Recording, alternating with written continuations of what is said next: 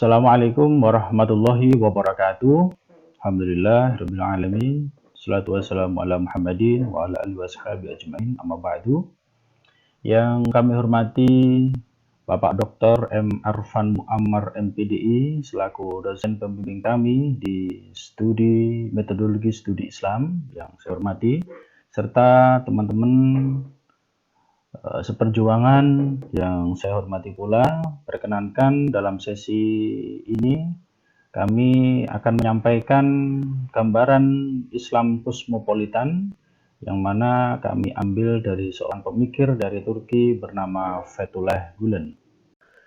Adapun presentator dari materi ini Islam kosmopolitan adalah yang pertama saya sendiri Muhammad Yusron, kemudian yang kedua nanti adalah Ibunda Maria Ellen Veronica. Baik, mari kita melangkah ke slide berikutnya.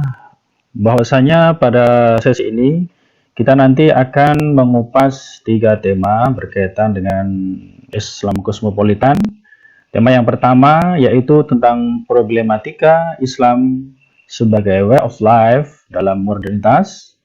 Kemudian berikutnya nanti kita akan membahas biografi Fethullah Gulen, dan sesi yang terakhir nanti kita akan menyampaikan pokok-pokok pikiran Fethullah Gulen.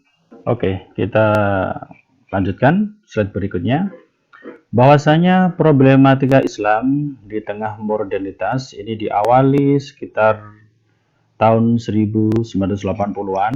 Ketika itu dunia memasuki politik tahap baru pasca Perang Dingin antara Amerika Serikat dengan Uni Soviet.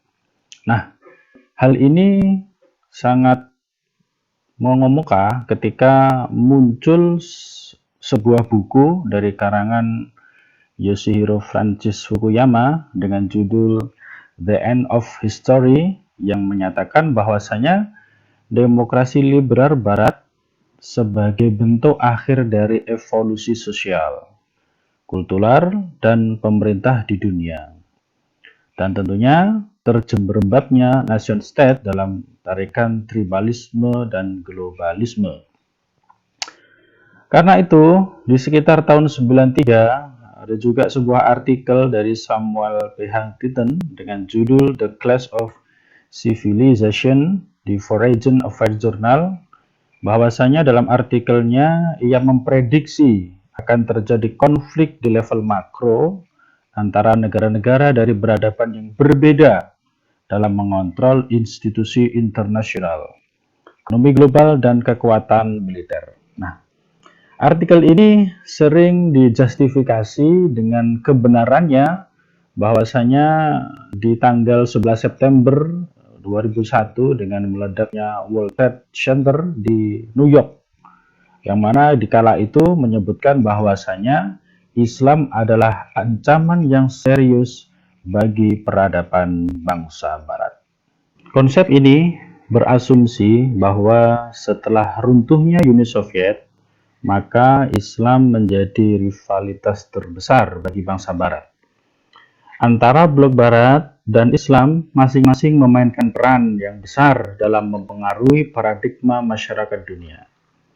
Antara keduanya terjadi rivalitas yang sangat besar hingga muncul wacana benturan peradaban antara Barat dan Islam yang mengklasifikasikan menjadi dua. Yang pertama clashers, yaitu kelompok yang meyakini tak terhindarkannya atau inevitable konflik kedua blok tersebut, yaitu antara Barat dan Islam. Yang kedua, rekonsiliasionis, yaitu dapat dikompromikan antara kedua blok dan yang berbenturan tersebut.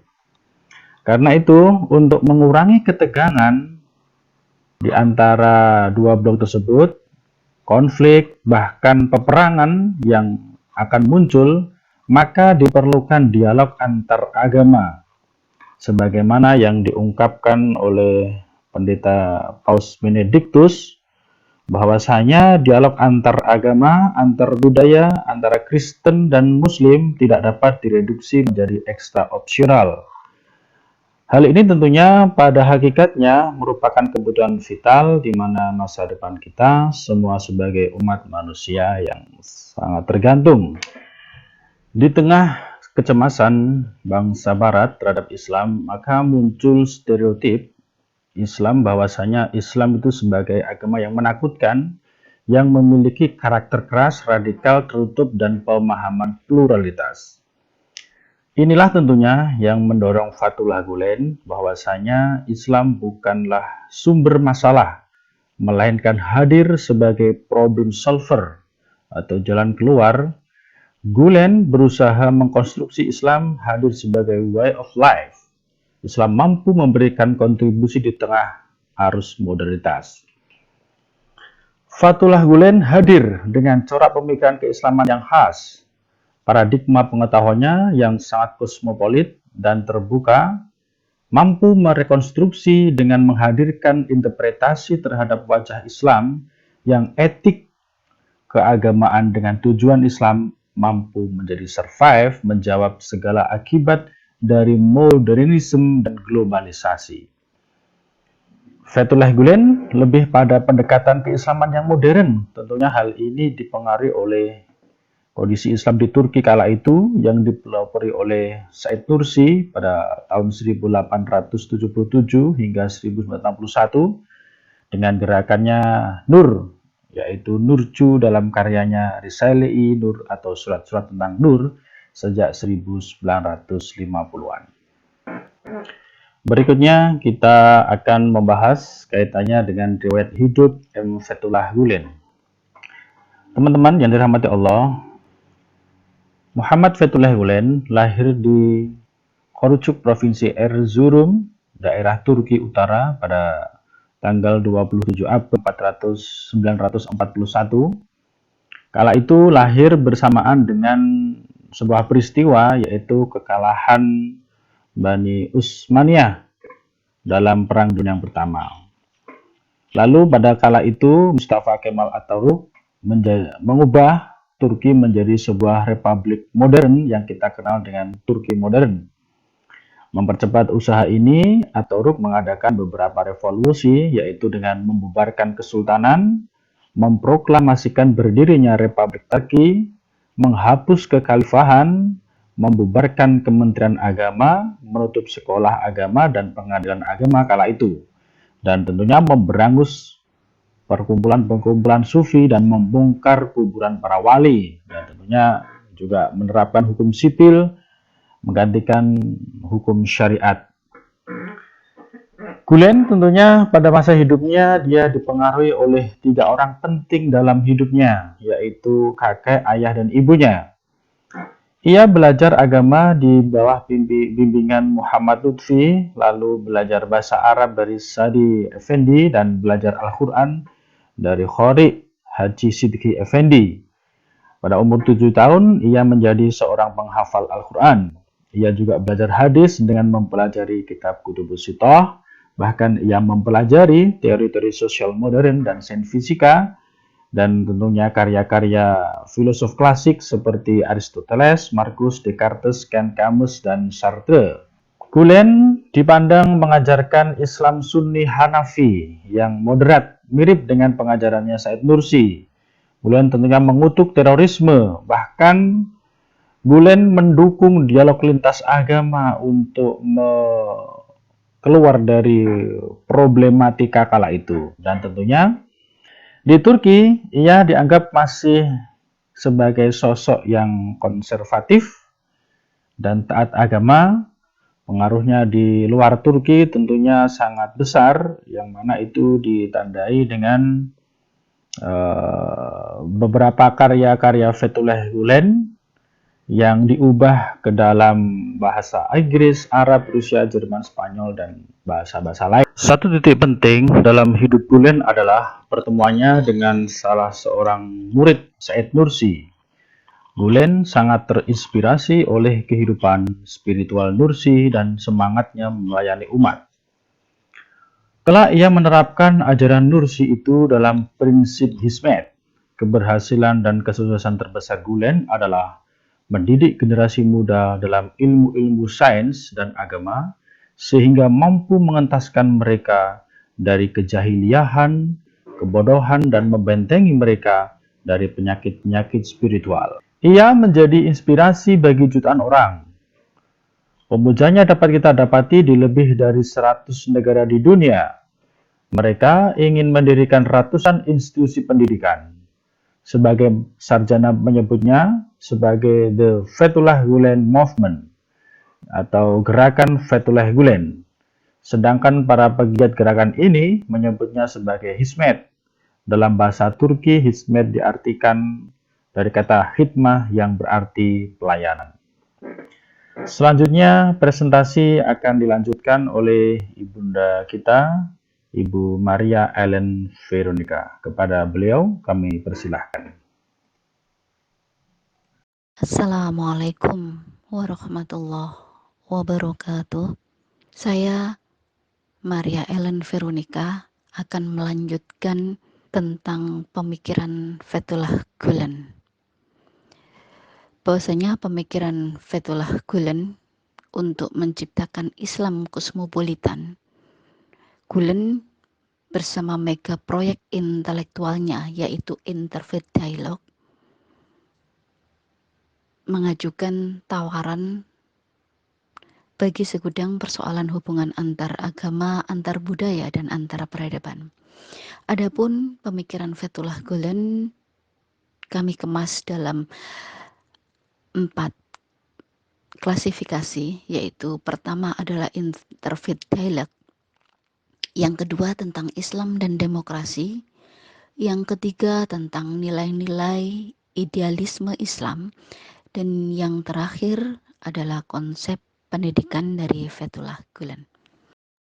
Selanjutnya kita akan membahas tentang mega proyek intelektual dari Fethullah Gulen, yaitu Interfaith Dialogue.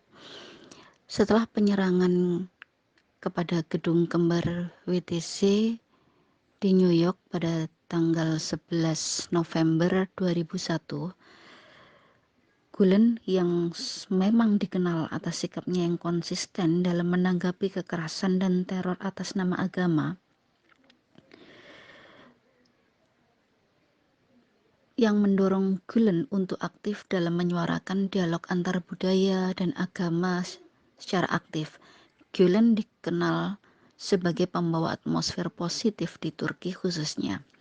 Ide Interfaith Dialogue diwujudkan dalam bentuk pendirian beberapa organisasi yang bekerja dalam koridor dialog saling menghargai, kerjasama untuk mencapai tujuan yang saling menguntungkan, serta penerimaan eksistensi yang lain secara damai.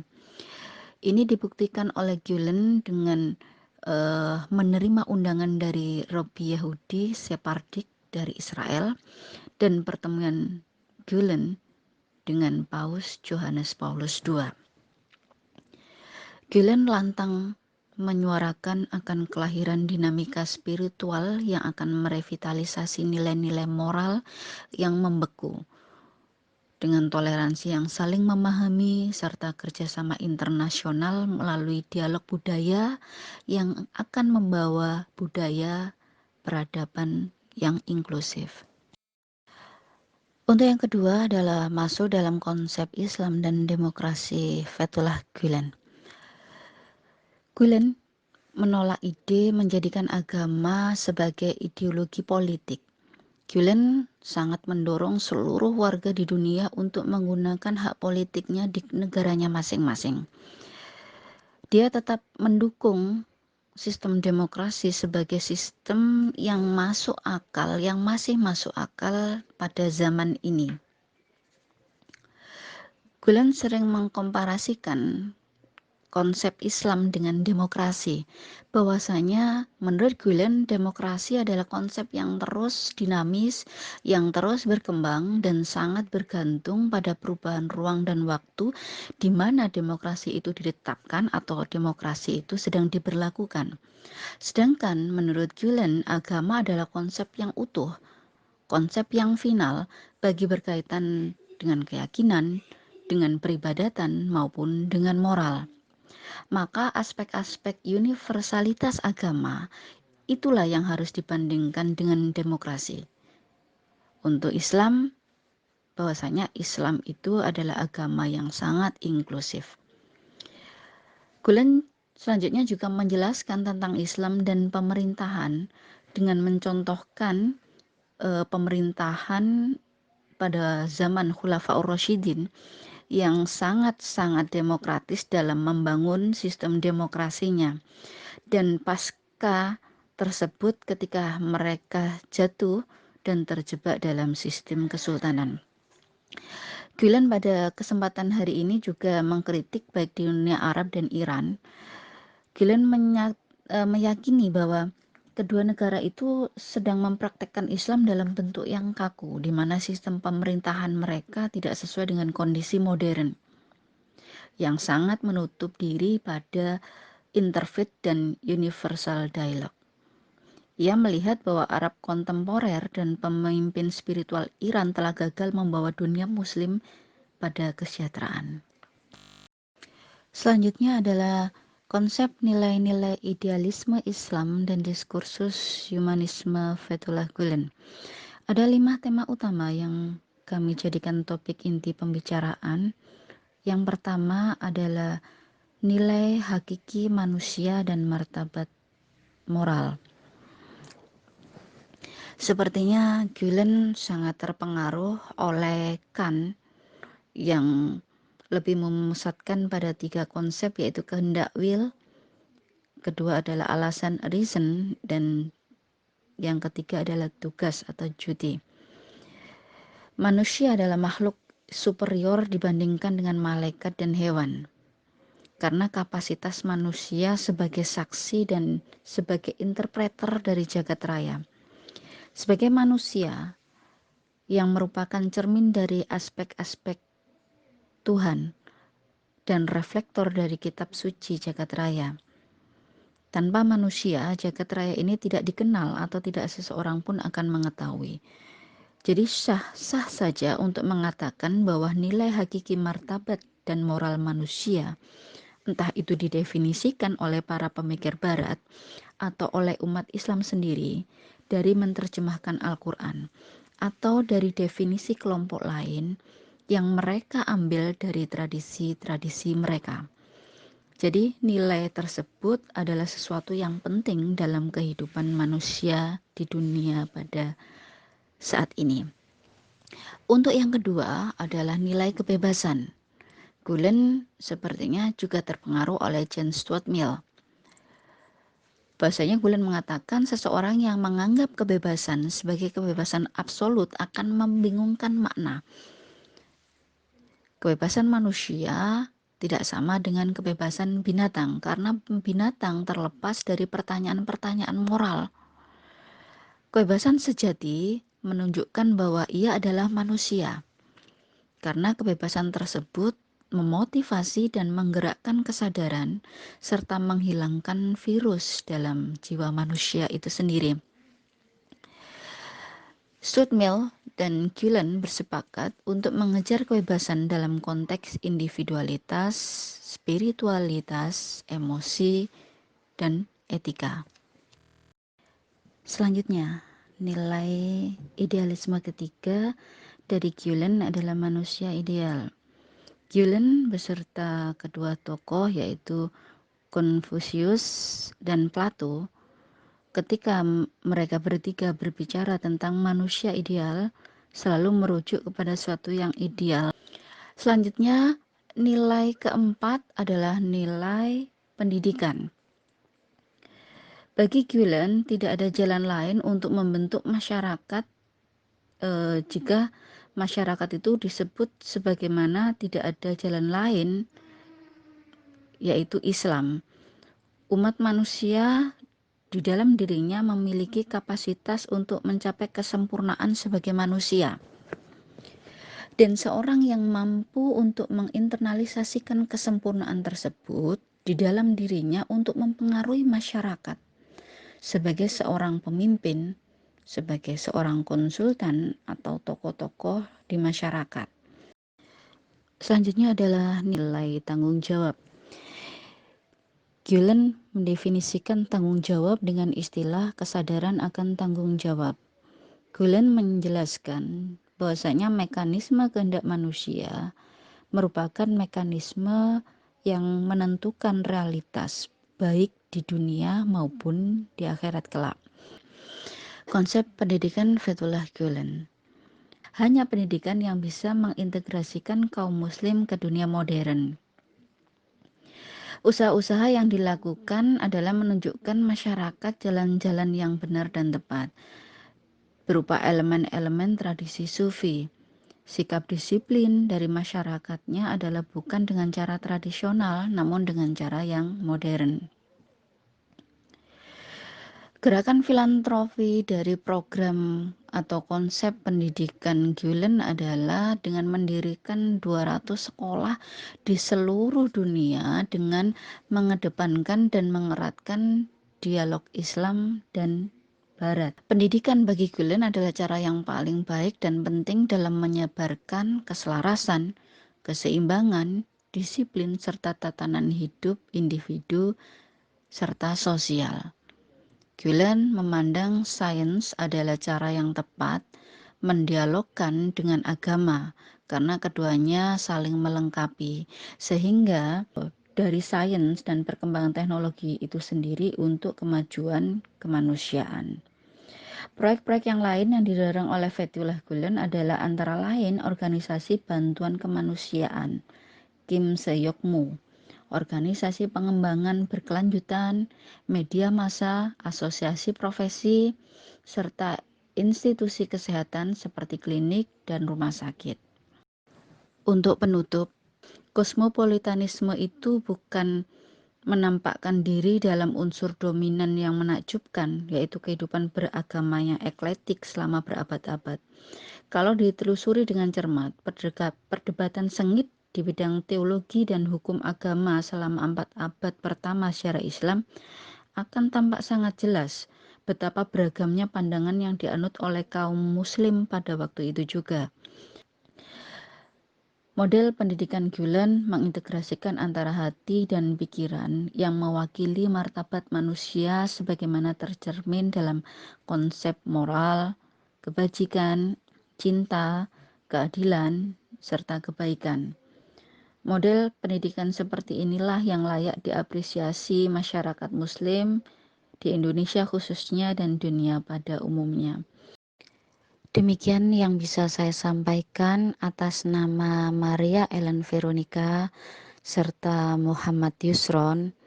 Kami ucapkan terima kasih dan mohon maaf atas segala kesalahan selama presentasi kami. Kita mungkin tidak akan melihat masa depan, tapi mereka lah yang akan melihat serta mengisinya. Namun tugas besar kita hari ini adalah membantu mereka untuk berbuat sesuatu yang manfaat. Terima kasih. Assalamualaikum warahmatullahi wabarakatuh.